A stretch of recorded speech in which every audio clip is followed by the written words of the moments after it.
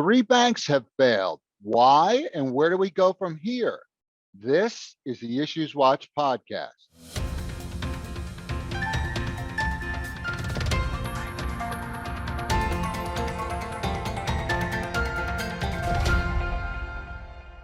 Hi, I'm Jeff Kazerman, Vice President of Government Relations at the New Jersey Society of CPAs, and welcome to the Issues Watch podcast. In the past few months, three large regional banks have failed: Signature Bank, Silicon Valley Bank, and First Republic Bank. The total assets held by these banks, about $530 billion, is roughly the same when adjusted for inflation as the 25 bank failures that occurred during the Great Recession. It represents, the three bank failures, about 2.5% of total assets in the nation's banks. The federal government stepped in to protect bank depositors. But needless to say, these failures have generated great consternation and much speculation about what happens next. With us today to discuss this is Mike Affuso, recently named the president and CEO of the New Jersey Bankers Association. Prior to that, he was their executive vice president and director of government relations for 14 years. So I've known him a long time, and I can tell you firsthand, he is one smart guy. Welcome, Mike. It's great to have you again. Thank you so much for having me, Jeff. And I really appreciate the chance to speak with you and with your members. Your group, CPA Society, does such a great job. I had the chance to work together with you and watch you work in Trenton. And they're really lucky to have you. And I know you have a legend that is leaving or has left, and that's right. Look forward to working in the future with you. So love the chance to have the conversation. So let's get to the first question. What were the root causes? What do you think were the root causes for the failure of Signature Bank, Silicon Valley Bank, and First Republic? I mean, are we talking market forces, mismanagement? What are your thoughts? Well, I think it's kind of all of the above, right? So you had a management question, a regulatory question, and market forces. On the management side of both of those institutions, you had a concentration of risk with both credit and with deposits and with investors. I mean, you had basically, particularly Silicon Valley Bank, you had all the same people, both capitalizing the bank and making deposits in the bank and receiving credit from the bank. So as soon as you got a situation where folks got jittery, they both pulled deposits and sold stock. So it becomes a difficult situation. But then on the regulatory side, we are a very highly regulated industry. We hear from regulators all the time, and one of the things we always hear about is concentration. And it seems like in this case, particularly SVB, but also Signature, the regulators were now looking at these concentrations. So, or at least didn't push as hard for solutions to the concentration as quickly as they had to. So you have that situation. And then you have the market forces. And what I would say is, if you take the phenomenon of GameStop plus Venmo, you get an SVB situation where you have a group of speculators and a group of people that are manipulating the market, plus the ability to move money extraordinarily quickly. You just have this crazy set of circumstances where herd mentality just drives a bank off the cliff. The other issue is the question of short selling. And you see more of that a little bit after this crisis or currently, where you could basically create like a shark attack on a healthy institution. And I think we have to think about, like, what's the power of a single thought leader? Imagine if I came on this and I said something crazy. If I'm viewed as a thought leader and this gets widely disseminated, all of a sudden somebody could act based upon what they perceive me to be saying. And I think in this world of podcasts and YouTube influencers and Reddit columns, I think it creates a very strange situation for markets. Right, right. No, that makes sense. So what has been the impact on the economy overall? I mean, I've been sort of tracking this since, the first bank failed. And at least in the beginning, I'm not an expert, uh, certainly not an economist. It seemed to me like it was one day, it was like, oh, this is hurting the economy. The next day, it was like the economy will do fine. What is your take on how this whole thing has impacted the economy in general? Well, look, if you look at economic data right now, unemployment is still low. The stock market is up a pretty decent amount. Um, but the question really is the cumulative effect of the uncertainty that this causes, right? So think about it. You have the uncertainty of COVID, you have the Ukraine situation, you have inflation, you have the debt ceiling, and now you have, are these banks teetering type of a question. I would say that they're not, but uncertainty breeds additional uncertainty. But what I will say is you're going to see an economic effect that this uncertainty is going to cause in the lending sphere. So Uh, lending standards are certainly tightening. And if you think about it at a very micro level, if a banker believes that they have to be very careful about liquidity, they're going to be careful about how much money they lend versus how much money they hold. So, you'll see that on the micro level, and eventually that will filter through to the macro level. right, I right. think that's why you're going to see the Federal Reserve start to ease off on the pace of rate hikes, because you're going to see market activity is going to kind of take over where the Fed leaves off. Got it. So the total assets, my understanding, lost by these three banks is about 530 billion. And when you adjust it for inflation, it's about roughly the same as the total of the 25 bank failures that occurred during the Great Recession. But as far as I can tell, it doesn't seem to have had nearly as crushing an impact on the economy. Why is that? Well, I think you have to look at the cause and effect. I don't think the bank failures caused the Great Recession. When you look back to 2008, these banks were very specialized and for the most part localized. And as I said before, concentrated in either technology or crypto. And most importantly, the depositors themselves have been made whole by the FDIC.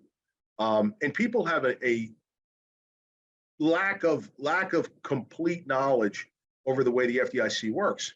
The FDIC assesses it's an insurance pool, and it assesses all of the banks within the pool, and then creates a special assessment if it has to pay out a claim.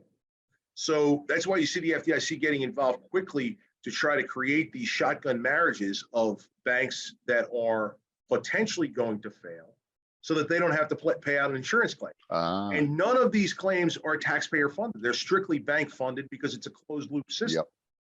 So as long as the depositors are whole, people are going to feel okay. Right, right. I know I felt better. uh, uh, so how do you see the banking industry faring, in the short and intermediate future? Look, short term, is it going to stabilize? Yes, without a question.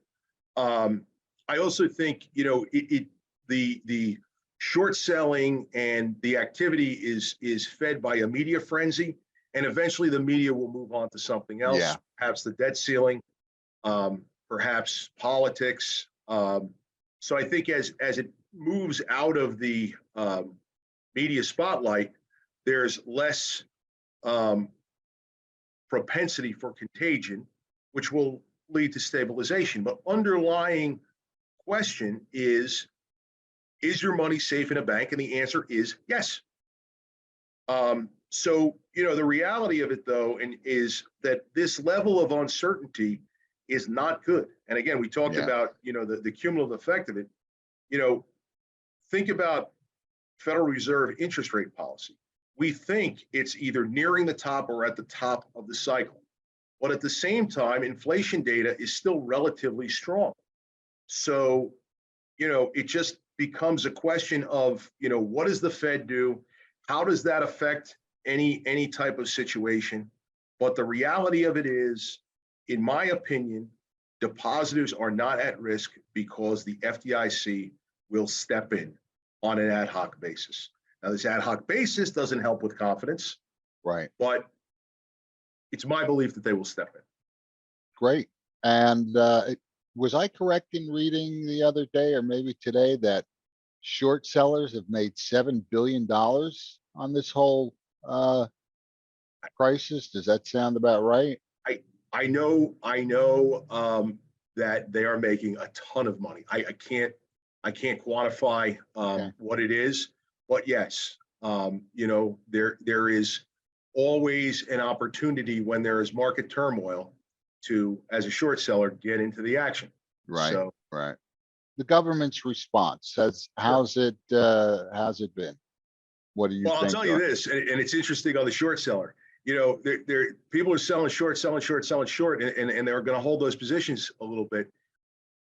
It's going to be a heck of a thing for them if the FDIC all of a sudden jumps in and says there's going to be blanket coverage, because then the bank stock price will go way up, and those shorts are going to get caught.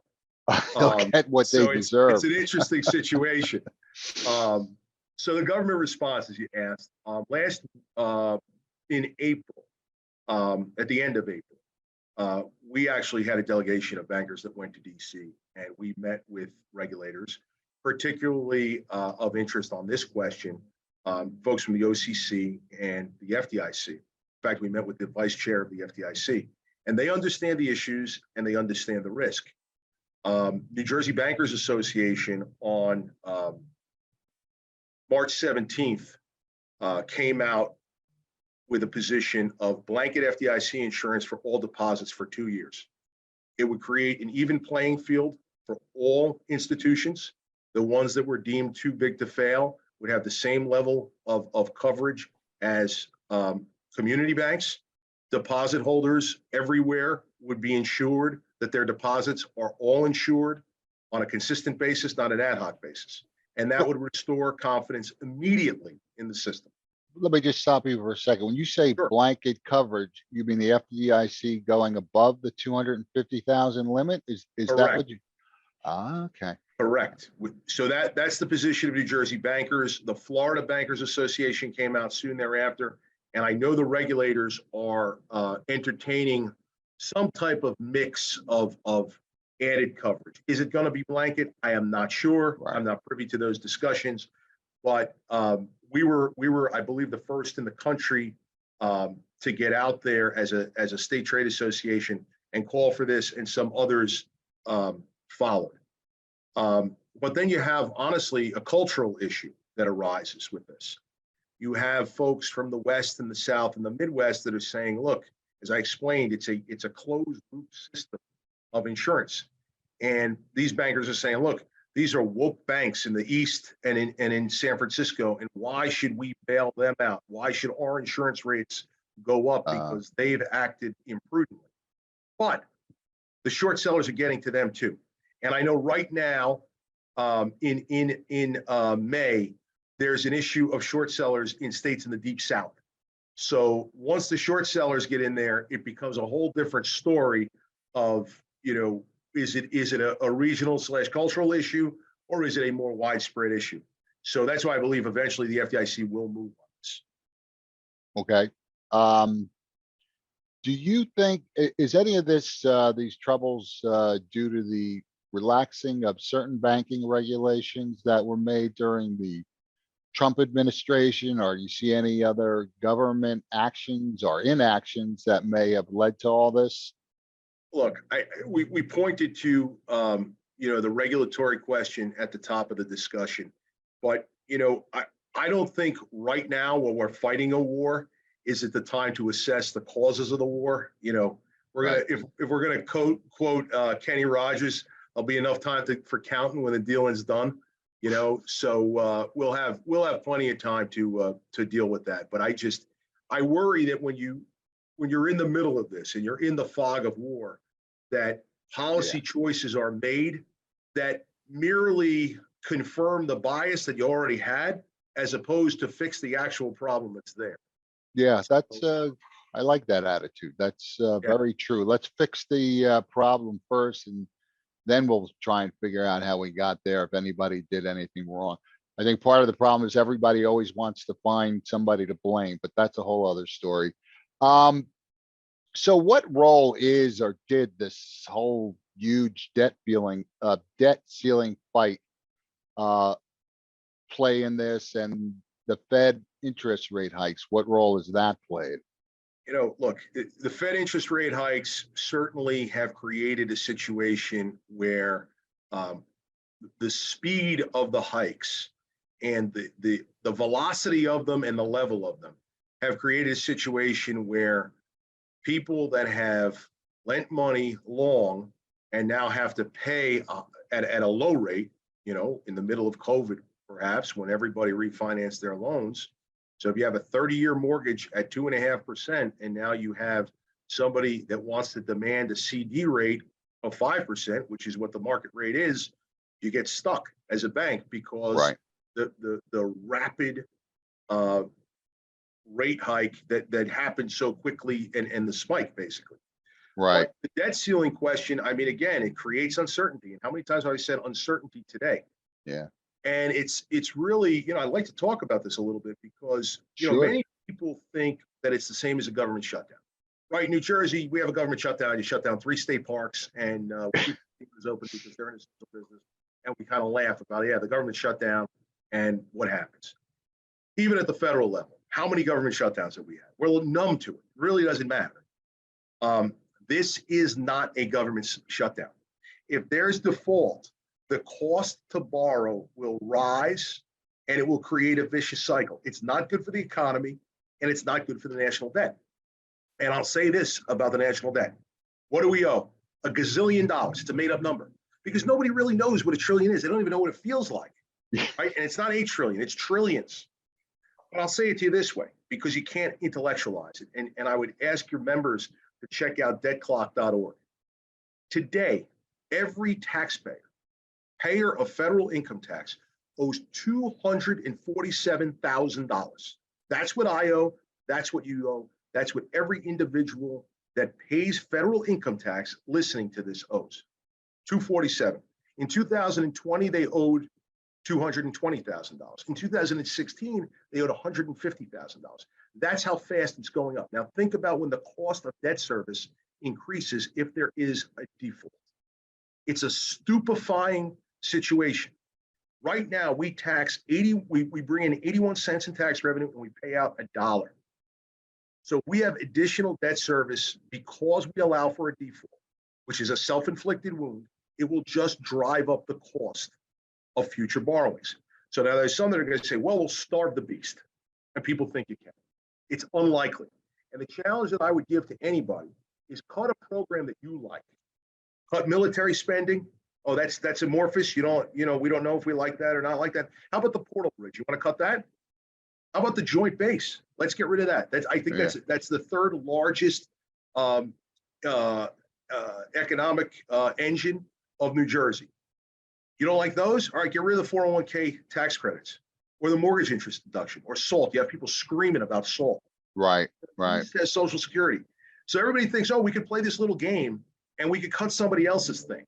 Cut your own and then come back and let's have a real discussion. The reality is nobody wants to cut off their nose to spite their face. And right. It's going to be a terrific issue. And I would just, check out debtclock.org. Check out the Peterson Foundation. Check out Committee for Responsible Federal Government. None of them pay me. Look at these sites.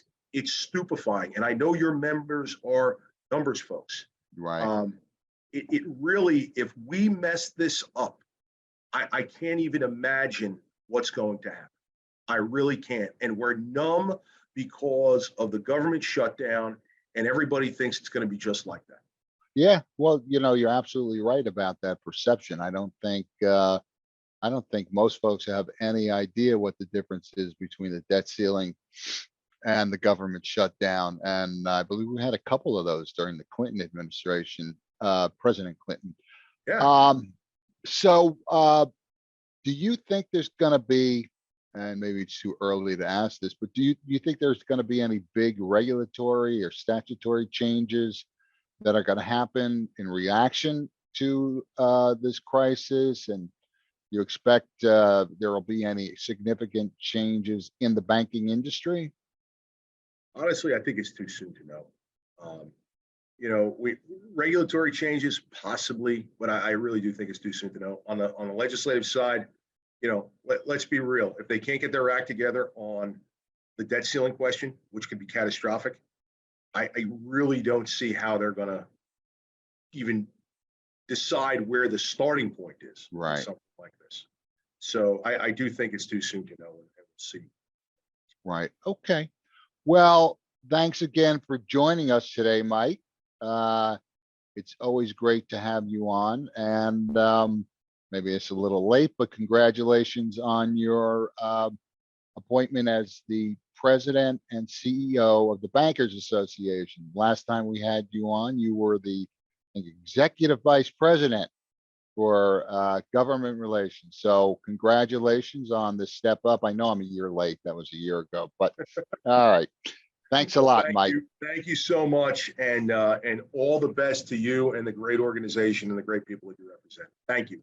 Thank you. Thanks for listening and watching. You can visit the New Jersey Bankers Association at njbankers.com, and you can follow them on Twitter at njbankers. And you can access all episodes of this Issues Watch podcast in your favorite podcast app or at youtube.com/NJCPA.